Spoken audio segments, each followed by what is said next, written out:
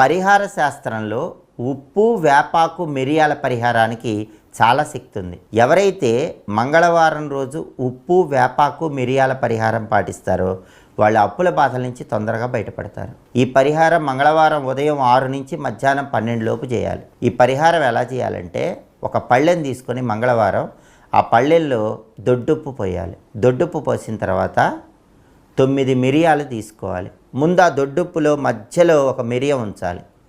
ఆ మిరియం మీద మీ ఉంగరం వేలు ఇలా ఉంచి ఇష్టదైవాన్ని మనసులో స్మరించుకోవాలి. ఉంగరం వేలు మిరియం మీద ఉంచి ఇష్టదైవాన్ని మనసులో స్మరించుకోవాలి. ఆ తర్వాత ఆ మిరియం చుట్టూ 8 దిక్కుల్లో 8 నల్ల మిరియాలు ఉంచాలి. ముందు ఉప్పు మధ్యలో ఒక మిరియం ఉంచాలి, చుట్టూ 8 మిరియాలు ఉంచాలి.